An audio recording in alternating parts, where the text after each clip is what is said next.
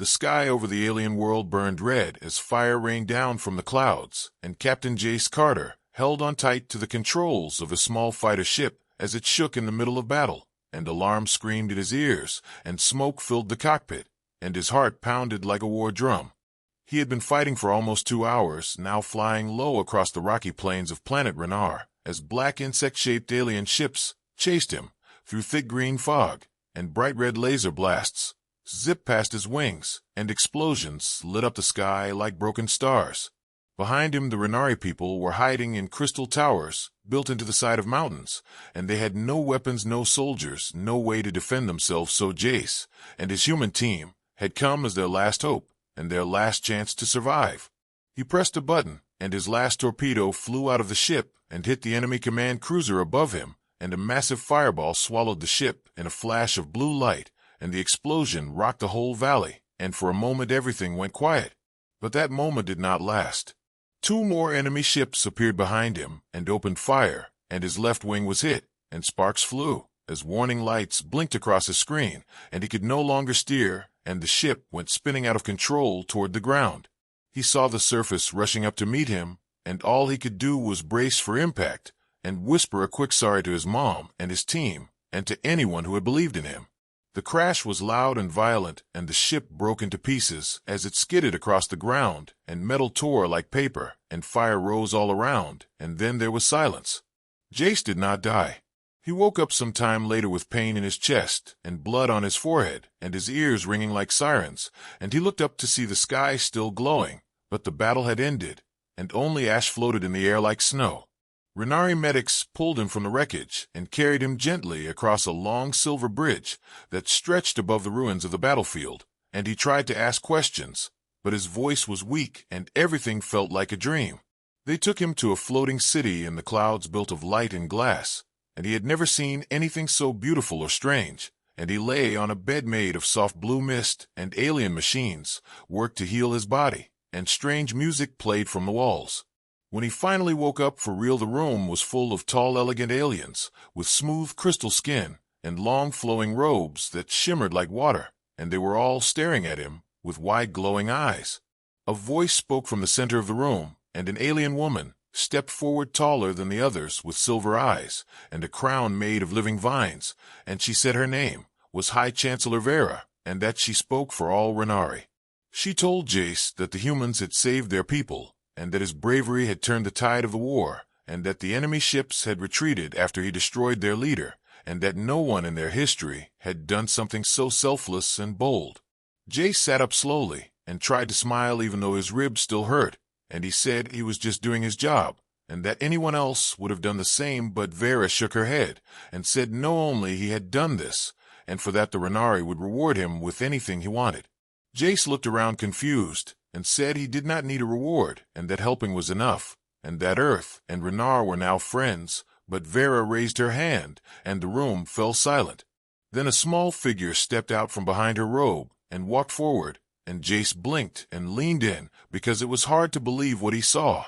The figure was a tiny woman no taller than his hand, with glowing blue skin and eyes like stars, and she wore a silver dress made of tiny threads, and her voice was soft and clear as she looked up at him and said, "My name is Leary, and I am your life mate." Jace's jaw dropped, and he looked from her to the others, and then back again, and he asked, "What does that mean? And why are you giving me a person?" And the aliens bowed as one, and Vera said, "Among our people the highest gift is a life mate, and she will serve and protect you and walk with you in all things, and it is a bond deeper than love." Leary smiled up at him, her cheeks glowing with light, and she said, "Do not be afraid, I chose this, and I will be good to you." Jace did not know what to say as the room watched, and the future unfolded before him in ways he could never have imagined.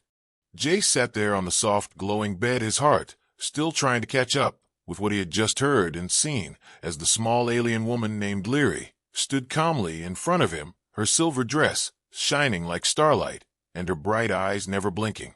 He had seen many strange things in his life as a soldier, fighting in space across planets and moons full of danger and mystery, but nothing had ever left him so frozen, so unsure, so full of questions that had no easy answers, and no one else in the room seemed to think this was strange. High Chancellor Vera stepped closer, her tall form casting a long shadow that stretched across the crystal floor, and she smiled with the calm pride of a ruler who believed every word she spoke. And she said that the ceremony had begun the moment Leary said her name, and that the bond between them was now official by the laws and spirit of the Renari. Jace wanted to speak, wanted to say this must be a mistake, that he never asked for a wife or a mate or whatever this was supposed to be, but something about Leary stopped him, something quiet and gentle in her voice, in her posture, in the way she looked up at him, not with fear, not with demand, but with something like hope. He opened his mouth, but only silence came out, and Vera took that as agreement and turned to the others in the chamber and raised her arms and said, "Let it be known across the stars that the great human Jace Carter is now bound to our people through the life-made bond, and that peace and honor will grow from this day." The room filled with soft music and glowing lights as the Renari began to sing their strange echoing songs, and Leary was lifted gently into the air by floating threads of energy and placed inside a crystal orb the size of a small helmet that opened like a flower and then closed around her like a home, and the orb floated to Jace's side and hovered there as if waiting for him to accept it. He looked at the orb and then at Vera and then at the ceiling, and he wished someone else was here from Earth, someone who could tell him what to do, someone who could explain the rules of this world, because he had no idea what was happening.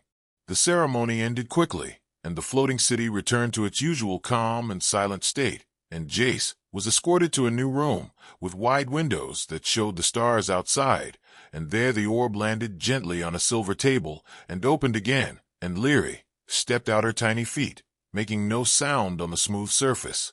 He sat on the edge of the bed and leaned forward and spoke quietly, trying to choose his words with care as he said, "Listen, I do not know what this means, but I cannot keep a person like a prize, and I cannot marry someone just because your people say I must, and I need to understand what is really going on here." Leary tilted her head and walked slowly toward him, her face showing no fear, no anger, just thought, as if she had been expecting this, and maybe she had, and she spoke in a soft, clear voice like water in a quiet cave, and she said, "You are not wrong to ask that, and I do not want to be a thing you own." She stopped right in front of his knee and looked up, and her eyes glowed brighter than before, and she said, "I was chosen not just for honor or for peace, but for a reason that is deeper than what the council told you, and I knew I might be sent to you, and I accepted that path before they even asked." Jace frowned and leaned closer and asked, "Why would you do that? Why would anyone choose this?" Leary touched a small device on her wrist, and a light beam appeared around her, making a shield like a bubble, and then she lowered it again and said, "I am different from others of my kind. I study Earth. I learn your ways, your history, your war, your music, your pain, and I saw something in you, something that told me this bond could be more than just duty." He sat back and rubbed his face with both hands and said, "This is too much. I crashed my ship. I almost died. I saved your world, and now I have a wife who fits in my pocket and speaks better English than I do, and I do not even know what I am supposed to do next." Leary climbed up onto the table and sat cross-legged, her silver dress folding around her, and she said, "You are not married by your law, only ours, and if you wish we can say this is only a symbol, a role we play to keep peace between your people and mine, but you must not reject it out loud, or you will insult the Chancellor, and the entire planet will see it as an act of war." Jace sighed and looked out the window at the stars and said, "So I pretend." Leary nodded slowly and said, "Yes, for now we pretend, but if you listen and watch, you will see this is not just a gift, it is a message, and maybe even a warning." They sat in silence for a while, and Jace began to notice the small details about her, how her skin shimmered with tiny lights that changed color with her mood, how her hands were steady and skilled as she worked with her wrist device, how her voice never wavered even when speaking hard truths. A soft knock came at the door, and a Renari guard stepped in and said, "Your ship has been repaired and is ready to depart. We have sent supplies and instructions for transport, and your life mate will be placed in your care for the journey." Jay stood slowly and nodded, then looked at Leary and said, "You ready for this?" She gave a small smile and said, "I was ready the day they chose you." He picked up the orb and placed it gently into a soft holder in his bag and walked out of the room with Leary beside him, her presence small but somehow filling the space around him in a way he did not yet understand. The journey back to his command ship was quiet, the stars drifting past the windows like sparks from a fire, and Jace leaned back in his seat, trying to rest, trying to think, trying to accept what had just happened. In the orb, Leary sat in her chair reading from a glowing screen, her eyes scanning data and patterns and codes, and Jace watched her and wondered what kind of secrets she was keeping and what her real mission might be. As the ship crossed into human space and the Earth logo appeared on the screen, Jace knew that nothing would be simple again, and that this strange new chapter of his life was just beginning, and that the gift he had been given was far more than it seemed. He did not yet know the danger that followed him, nor the truth behind Leary's quiet words, but deep down something told him he would soon find out. The stars outside the window blinked slowly as the ship glided through deep space, and Jace sat in his captain's chair with one hand on the controls and the other resting on the edge of his bag, where Leary's crystal orb sat quiet and still, but his mind was loud, filled with questions that had no clear answers, and every time he looked at the orb, he felt something strange in his chest, something like a mix of curiosity and fear. It had been 4 days since they left Renar, and already Jace had seen things on his own ship that made his skin crawl and his instincts tighten like a coiled wire. First it was the lights flickering in the engine room with no reason given by the repair team, then the life support sensors began to show false warnings, and then the security system shut down for exactly 7 minutes, just long enough for someone to slip through the lower deck unseen, and all of it happened quietly, with no alarms and no signs of forced access.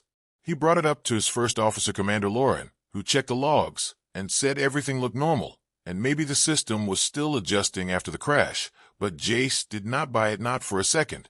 He had seen too much during the war to believe in simple accidents and small mistakes. So he started watching. At night, when the ship grew silent and most of the crew rested, Jace stayed up, with only the hum of the engine and the blinking stars for company, and he placed Leary's orb on the table and sat across from it, waiting to see if the gift from the Renari was really as innocent as they claimed. He did not have to wait long. On the third night, the orb made a soft sound like a whisper, and a thin line of light opened along the side, and Leary stepped out with her silver dress folded neat around her, and a small screen glowing in her hand, and she did not see Jace at first. She walked across the table, her eyes scanning the display, as her fingers moved quickly typing something in her alien language, and then she pressed a button, and the device shot a thin beam across the room toward the wall. The beam passed through the metal like it was nothing, and displayed a map of the ship with red blinking dots near the engine core. Jace stood up slowly, and Leary turned around with no shock, no fear, only a calm acceptance, as if she knew this moment would come. "You are awake," she said softly. "Yes," Jace replied, "and I want to know what you are doing." She lowered the device and sat down on the edge of the table, her small legs hanging off the side, and she said, "I am scanning for surveillance devices placed by your enemies, and maybe even your own people." That made Jace step back a little. "What are you talking about?" he asked, "and how do you know they are there?" "Because they were there on my last assignment," Leary said, "and because the Renari do not give gifts without watching how they are used and who uses them." "You mean you are spying on me?" Jace asked. "No," Leary said, "I am protecting you." Jace crossed his arms and stared at her, and she looked back without blinking, and finally he said, "Keep talking." Leary explained that the Renari Council had long suspected there were traitors working within both their world's human and alien groups who wanted the war to continue, who made money from fear and weapons and broken peace treaties. So when Jace saved the Renari homeworld, the Council saw a chance to test something new. They sent Leary, not just as a life mate, but as a watcher, a protector, a signal that peace was real, but also a shield against betrayal. She told him that the small dots on her map were heat signatures from unknown devices, and that some of them were moving as if controlled by someone alive and watching. Jace did not want to believe her, but something deep inside said she was not lying. He had felt it, to the tension on the ship, the way some of his officers looked at him since his return, the cold stares, the quiet whispers, the sudden silence when he entered a room. Someone did not want him back, and someone was afraid of what he had seen on Renar. Jace walked to the wall and touched the spot where the beam had shown a device, and to his surprise the panel felt warm, almost hot, and when he opened it he found a small black square with red wires blinking softly like a heartbeat. "What is it?" he asked. "A listener," Leary said. "It records sound and sends it across subspace to someone else, someone who is waiting to hear something useful." Jace pulled the device out and crushed it in his hand and said, "Not anymore." The next day, he ran a quiet check on every room in the ship using a hidden scanner, and he found 4 more, just like it, all hidden deep, in places only a tech officer or engineer could reach, and every one of them was active. He called in his security chief and told him to sweep the crew logs and see who had been near those areas, and the list came back with one name that made his blood run cold. Lieutenant Kane, his own weapons officer, the same man who had once fought beside him on Mars, who had saved his life in the crater of Vexor Prime, who had been his friend for 7 years. Jace did not wait. He went straight to Kane's quarters with 2 guards and found the man packing a bag full of credits and coded data chips, and when Jace walked in, Kane froze. "I can explain," he said, but his voice was already shaking. "No need," Jace said, "I already know." They took Kane to the brig and locked him behind force walls, and Jace walked back to his room, where Leary was waiting, still seated on her orb with her legs folded and her eyes glowing like soft blue fire. "You were right," he told her. "I usually am," she said with a small smile. He sat down, and for the first time he looked at her not as a strange gift or a problem, but as someone real, someone smart, someone who had just saved his life, and maybe the lives of everyone on board. "Why me?" he asked. "Because you see more than others," she said, "and because you feel the truth even when you do not understand it yet." Jace leaned back in his chair and stared at the ceiling, thinking about everything that had happened in just a few days, and about how fast everything was changing, and about the tiny woman sitting in front of him who somehow knew more than he ever would. He had started this journey thinking he was getting a medal. Now he had a spy, a traitor, a pocket-sized alien wife, and a war still chasing him from the shadows. But for the first time, he did not feel alone. Leary looked at him and said softly, "This was only the first move, and the real game is still coming." And Jace nodded because he knew she was right.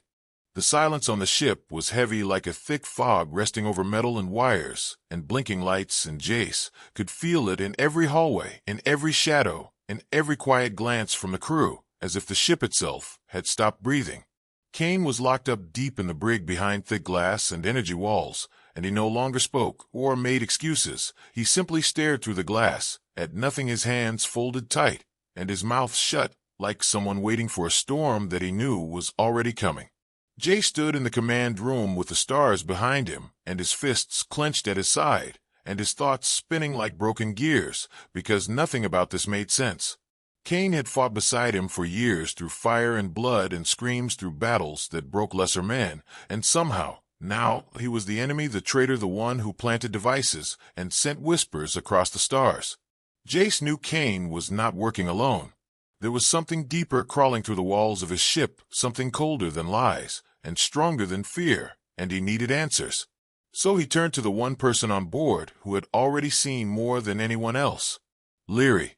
She was waiting in the private chamber. He had built for her a soft dome of light and glass with floors scaled to her size and walls that played soft music. When she walked by, and Jay stepped inside and sat down on the low bench that brought his face closer to hers. She looked up from her glowing tablet, her eyes steady and calm, and she said, "You are ready now?" He nodded and said, "I need to know who else is working against us." Leary turned her screen and showed him a map, not of the ship, but of communication logs, strange pings, and silent messages that bounced through hidden relays, and she pointed to one line that glowed red, that came from inside this ship just 2 hours ago, she said, and it did not come from Kane. Jace leaned closer and read the source code, and his face darkened as he recognized the location. Medical Bay. He stood up at once and called for his guards, and they moved down the hall in silence, their boots hitting metal with a soft rhythm like a countdown. And when they reached the med bay, the lights were dim, and the air smelled of burned wires and strong chemicals. Inside they found Dr. Callis, bent over a terminal typing quickly, her hands moving fast, and her face pale with sweat. And when she saw them, she froze, her eyes wide and full of panic. Jace raised his hand and said, "Step away from the console." Callis hesitated, then reached for something on the table, and Jace shouted, "Now!" And the guards moved in fast, grabbing her arms and pulling her back, and on the table they found a black device with blinking lights and strange alien markings. It was not Renari tech. Jace picked it up and turned it slowly in his hand, and Leary, who had arrived moments later, climbed up onto the table and looked at it closely, her face serious. "This is insectoid tech," she said. Jace looked at her and said, "Are you sure?" She nodded and said, I have seen it before on the Renari border world's small devices, made for spreading poison through air and water, slow and silent and deadly. The room went quiet as the truth landed hard in every heart. Dr. Callis was not just spying. She was planning to kill everyone on board. Later in the interrogation room, Callis broke down and confessed her part in the plan, her voice shaking as she explained that a shadow group had contacted her months ago, offering her wealth and power in exchange for helping them spread chaos from within. She said Cain was only the first layer, and there were more still hiding, watching, waiting for the right moment to strike, and that the insectoid hive had not left Renar. They had simply moved deeper into space, waiting to strike again. Jace left her in the hands of the security team and walked back to his room where Leary waited, and he sat down hard in his chair and ran both hands through his hair and said, This is bigger than I thought. Leary climbed onto the desk and looked at him with eyes full of quiet thought and said, This is only the beginning. He stared at her and said, How did you know all this? How did you find them when I could not? She looked down and said, Because I have been hunted too. Jace leaned forward and said, Tell me.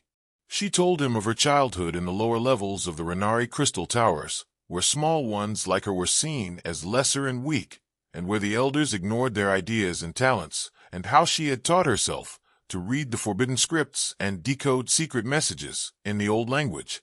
She said she had warned the council long ago that the enemy had ways to enter, through words not weapons, through people not ships, and no one had listened. So she watched and waited and learned, and when the time came she volunteered to be the life mate to the strange human hero, because she believed he might listen when others would not. And Jace did listen. He listened to every word, and saw her not as small or strange or weak, but as someone who understood war in ways that no rank or training ever taught. He stood up and looked out the window at the stars, and said, We need to find the rest of them before they strike again. Leary nodded and said, We will, but not alone. Jace turned and asked, What do you mean? She touched her wrist and opened a communication link, one hidden deep beneath Renari protocol, and sent a signal across the stars, and said, I had a team once, a small circle of minds who believed in peace and truth, and they were scattered when the council turned away, but some are still alive, still listening. Within hours, replies began to come in messages and symbols and numbers and soft voices across encrypted waves, and Jace watched as Leary built a map of hidden allies across space. It was not a military force, not yet, but it was something. A start. The next day Jace stood before his crew and told them everything, no more secrets, no more lies. He spoke of Cain and Callis and the poison and the plan, and then he spoke of Leary and how she had risked her life and her place to help them see the truth. Some looked doubtful, some afraid, but most nodded and stood tall and ready. Later that night, in the quiet of his room, Jace looked at Leary, who sat in her tiny chair reading data and drinking something warm from a thimble-sized cup, and he said, Thank you. She looked up and said, For what? For saving all of us, he replied. She smiled and said, I did not do it alone. And for the first time since the battle on Renar, Jace felt like maybe they had a chance. Not because of weapons or orders or medals, but because two people from two different worlds had found something stronger than fear. Trust. And that trust would become their shield in the battles yet to come. The stars outside the ship were silent and endless, a field of cold light, stretched far beyond anything human or Renari minds could truly understand, and in that stillness Jace Carter sat at the edge of his bed, watching the small figure of Leary as she stood by the window, staring out into that same darkness, with eyes that seemed to see something he never could. It had been a week since they stopped the poison attack and locked down the traitors, and still the feeling of danger lingered in the halls of the ship, like a shadow that refused to leave. But something else had changed too, something softer and stranger and more confusing than any mission he had ever been on. Leary no longer stayed in her orb at night. She had moved to the small platform he built near his work desk, where she kept her books and tools and glowing screens, and every night she would sit there, legs folded, dress flowing like water, as she worked late into the ship's quiet hours, her tiny voice sometimes humming low and calm like a forgotten psalm. At first Jace told himself it was strategy, just two allies working together to stop something bigger than them both. But now when he looked at her, he did not see a mission or a partner or even a Renari. He saw Leary. And that was the problem. because everything about this was supposed to be fake. The ceremony on Renar the life-mate bond, the strange gift with no return policy, it was all a play for peace, a way to connect two worlds with a symbol. But symbols were not supposed to talk to you about dreams and pain. They were not supposed to laugh at your jokes, or fix your broken scanner at 3 in the morning, or sit beside you while you cried over names in your logbook that would never answer again. One night, as the lights dimmed and the ship slowed to cruise speed, Jace poured himself a drink and looked at Leary, who was studying a report on supply routes, and asked her a question that had been clawing at the back of his mind for days.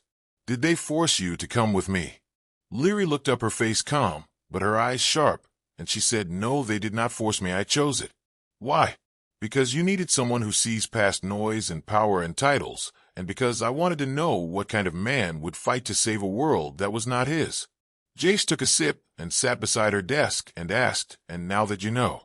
Leary stood up and walked closer until she stood at the edge of the table, her eyes level with his, and she said, "I think you are a mess and broken in places, but you are also kind and brave and strange in ways I never expected, and that is something worth staying for." Jace felt his chest tighten, and he looked away, trying to hide the way her words hit harder than any weapon he had ever faced. The next day, a message arrived from the Renari Council with golden light across the screen, and a voice like wind through glass, and it was High Chancellor Vera herself. She said she would be visiting the human ship to check on the health of the bond, and that Jace and Leary would undergo the trial of joining to prove the connection was real and strong, and if they failed, the alliance would be reconsidered. Jace stood there frozen, his hands cold as stone, while Leary simply nodded and said, "We must prepare." He turned to her later that night and said, "What if we cannot fake this? What if they know?" Leary looked up and said, "Maybe we do not need to fake it anymore." They were taken to a moon near the Renari border, a strange world full of wild trees and glowing rivers and deep caves that hummed with psychic energy, and the trial would take place deep within its core. They stood at the entrance of the forest with a guide who handed Jace a map written in ancient symbols and handed Leary a crystal that would light the path if used correctly, and the guide said, "You must reach the heart of the moon before the third pulse of light, or the trial ends and the bond is broken." Jace looked down at Leary, who now rode on his shoulder inside a small harness, and she whispered in his ear, "I will guide you, but you must trust me." "I do," he said without hesitation. They stepped into the forest, and the light changed to soft green and deep blue as strange creatures moved through the trees, and whispering sounds came from nowhere and everywhere, and soon Jace felt something pulling at his mind, a soft touch, like a memory trying to come back. Leary touched his neck and said, "Stay close to me, focus only on my voice." He walked forward through vines that moved like hands and stones that sang when touched, and Leary told him where to turn, where to step, where not to look, because some things here fed on fear and regret, and if he let them in he would be lost. At one point they reached a wide lake that shimmered with silver, and Jace hesitated, but Leary said, "It is not real, step through," and he did, and found the water was only light, and the path continued beyond it. Deeper into the caves they went until the air turned warm, and the walls began to glow with strange symbols, and Leary said, "This is the final place. Speak the truth, or the moon will speak for you." Jace looked around and said, "I do not know what they want to hear." "They want your heart," she said. So he closed his eyes and spoke. He spoke of war and fear and the weight of command of faces he had lost and choices he could never take back. And then he spoke of Leary, of the moment he first saw her and thought she was just a gift, and how now he could not imagine a day without her voice in his ear and her thoughts beside his own. The cave began to shake, and light filled the space, and the path behind them vanished as the walls melted into open sky and stars, and above them High Chancellor Vera appeared, not in person, but in glowing form, and she said, "The bond is real, it was never fake, and it never needed to be proven.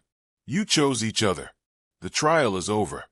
They returned to the ship in silence, and that night Jace sat alone in his quarters until Leary arrived and climbed up beside him and sat there without speaking. He looked at her and said, "This was never about symbols, was it?"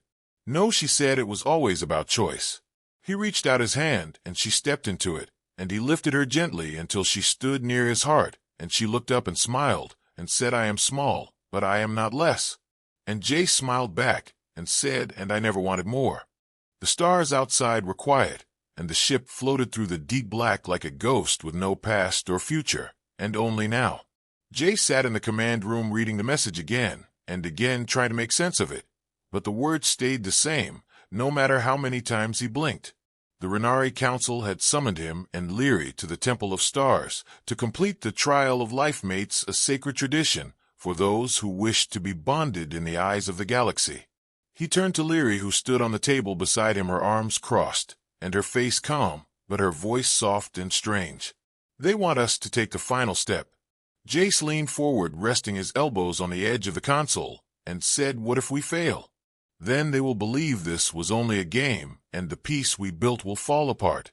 Jace nodded slowly, but his eyes never left hers, because somewhere in the silence between them something had changed, and it was not about missions or politics anymore. This was about her. They arrived at the temple 2 days later. It floated at the edge of a dying star, surrounded by rings of blue fire and soft music that echoed without sound through the ship's halls. Priests in long white robes met them at the gates and spoke in voices that sounded like waves breaking against stone. They led Jace and Lyri into a chamber made of crystal, where the floor glowed and the walls shimmered like water. The high priestess stood in the center, her hands raised and her eyes closed, and when she spoke, her words felt like they were spoken inside the heart, not the ears. "You have come to prove that your bond is true, not just in body, but in spirit, in will and choice. You must walk through the mirror of truth and return with no fear and no lies, or the bond will break and the temple will forget you." Jace felt a chill in his chest, but said nothing as the mirror rose from the floor, tall and wide and glowing with silver light. Lyri touched his hand and said, "I will go first." She stepped forward and touched the glass, and in a blink the mirror pulled her in, and she was gone. Jace waited, heart pounding, eyes locked on the surface that now showed only smoke and stars. Minutes passed, then hours, and still she did not return. The high priestess said, "The mirror tests time and truth. There is no way to rush what must be seen." Finally, just as Jace stood ready to dive in after her, the mirror shimmered again, and Lyri stepped out, her face pale, her eyes wide but calm. She looked at Jace and nodded once, then said, "It is your turn." He touched the glass and felt it pull at him, like a wave pulling at the sand. Suddenly he stood in darkness, not the cold black of space, but the warm, living dark of memory. Voices whispered around him, names of people he had failed, moments he had buried deep in his mind and tried to forget. He saw the face of his old commander, who died saving Jace's squad. He saw his sister crying when he left Earth and promised he would return. He saw a younger version of himself laughing like he had no scars. And then he saw Lyri standing across from him, her tiny figure glowing in the dark. She said, "Do you fear me?" Jace said, "I fear losing you." "Do you think I am weak because I am small?" "No, you are the strongest person I have ever known." "Do you want this bond to be real, or do you still think it is a symbol?" "I want it to be real." "Then choose me again, not because you have to, but because you want to." He stepped forward and reached out, and she took his hand, and the darkness shattered like glass, and he fell forward into light. He awoke on the temple floor with Lyri beside him, holding his hand. The high priestess smiled and said, "The mirror does not lie, and neither do you. The bond is complete. You are life mates in truth and in soul." The rest of the temple sang without sound, and petals made of glowing dust fell from the ceiling as the priests bowed before them. But even as they returned to the ship with light hearts and quiet smiles, something waited for them in the shadows. A message blinked on the console as soon as they entered the command room. It was not from Earth or Renar, but from deep space. Unknown source. It said simply, "They are watching." Jace frowned and showed it to Lyri, who narrowed her eyes and said, "We need to find out who sent this." They traced the signal through 5 systems and across 3 black holes until they reached a cold place beyond any map. There they found a hidden station floating in silence, its walls covered in strange markings, and human and Renari tech fused together in ways that should not be possible. Inside they found rooms full of data stolen from both worlds. Plans to break the peace. Images of Jace and Lyri together recorded without permission. And in the final chamber a machine that pulsed with dark light and whispered in a voice that was not human or Renari. "We are the ones who see. We are the ones who wait. Your bond is a threat to everything we built. We will not let you unite them." Jay stepped forward, gun drawn, but the machine vanished in smoke and sparks, and the station began to collapse. He grabbed Leary and ran as fire chased them through the halls, and only barely made it back to the ship before the whole thing exploded into dust. Back on board, Jace looked at Leary and said, "We need to tell both worlds now." She nodded and said the real war may not be between humans and Renari, but between peace and those who fear it. They sent a full report to Earth and Renar, and for once both councils listened. The treaty was strengthened, security doubled, and new agents sent to find the ones behind the message. But even as calm returned, Jace and Leary knew this was not the end. It was only the beginning. Because somewhere out there someone or something still watched, still waited, still feared the bond they shared. And they would stop at nothing to break it. But Jace looked at Leary and knew one thing for sure. He would not let them win. Not now. Not ever. The stars above burned like tiny eyes watching everything, and the silence of space felt heavier than ever before as the ship moved slowly toward the unknown. Jace sat in the command seat, his hands still, and his eyes focused, as if he could see through the walls of the ship and into the future itself. Leary stood on his shoulder, her expression sharp and thoughtful, and her voice quiet, as she said, "We are close now, I can feel it." The ship approached the edge of the helix expanse, a place spoken of only in fear and mystery by both humans and Renari. No maps marked it, no signals returned from it, and the last ship that entered never came back. But the message they found had led them here, and now they could not turn back, not if they wanted to protect what they had built. Jace turned to Leary and said, "Whatever happens, we face it together." She gave a short nod and placed her tiny hand on his cheek, then turned back to the main screen. Suddenly the ship lights flickered, and the navigation went blind, all stars vanished, and the sensors screamed without sound. Then the screen lit up with a single word, "Welcome." A voice followed, not from outside, but from inside the ship, and maybe even inside their minds. "We have waited for you, and now it is time to talk." The ship moved without engines, without sound, and without Jace's control, as if pulled by strings they could not see. They passed through clouds of silver dust and rivers of red light, until they came to a place that did not follow the rules of space. It was not a station or a planet, but something in between, a living city built from metal and bone, floating inside a giant sphere of dark light. The ship docked by itself, and the ramp opened slowly. Jace took a deep breath and stepped outside with Leary on his shoulder, and together they walked into the strange place that waited for them. The walls around them pulsed like they breathed, and the floor felt warm like skin, and every step echoed without sound. Soon they reached a great hall filled with strange figures, neither human nor Renari, but made from pieces of both. Some had glowing eyes, some had no faces, and all watched in silence. At the far end of the hall sat a figure on a throne of wires and glass, its body tall and thin, with parts of metal fused with living flesh. Its voice came without movement, soft but endless. "We are the architects. We were born from war, built from fear, and grown in silence. We saw the path your people were taking, and we knew it would lead to peace, and peace would end everything we were made for. We created war, we fed it, we shaped it, and now you threaten it with your bond, your love, your truth." Jace stepped forward, his voice firm and steady. "You watched us without asking, you used our faces and our lives, and now you think you can scare us, but we are not afraid." The architect leaned forward, and the lights above flickered as it said, "You are brave human, but bravery does not stop truth, and the truth is this. Your peace is a lie waiting to break. One war, one attack, one mistake, and your treaty falls like dust." Leary spoke now, her voice like a clear bell. "We made a bond that you cannot break, not with fear, and not with lies." The architect laughed, or maybe cried, and raised its hand. Suddenly Jace and Leary were thrown into light, and shadow of vision forced into their minds.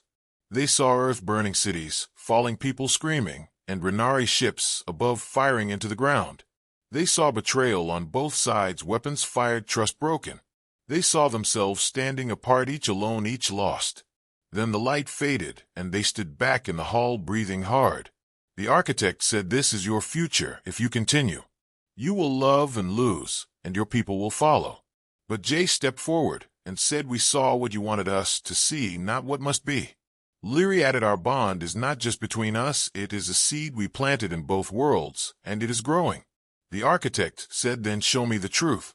Prove that what you built is strong enough to stand against the storm. Suddenly a portal opened beside the throne, and a machine rose from the floor. It looked like a mirror, but inside it swirled with red and gold light, and the voice said, step inside, and let the truth speak. Jace looked at Leary, and she nodded. Then he took her hand, and stepped into the light. They fell through memory, and fire through battles, and quiet nights through smiles, and pain through hope and doubt. They saw every moment, they had shared every choice, every fear, and every victory. And in the end they saw a world where humans and Renari lived not as strangers, but as family, where war was memory and peace was the way. They stepped out, and the light behind them faded. The hall was silent. The architects did not speak. Then the one on the throne stood, and slowly bowed its head. You have shown truth, and truth has answered. The future you fight for is not weak, and your bond is more than symbol. We will no longer stand in your path. You have won. The hall began to fade, and the walls melted into light. Jace and Leary found themselves back on their ship, drifting once more in open space. But now the stars seemed brighter, and the silence felt warm. Jace turned to Leary and said, we did it. She smiled and said, together.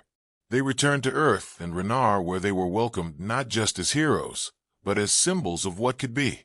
Jace stood before the human council and said, peace is not easy and love is not simple, but both are worth fighting for.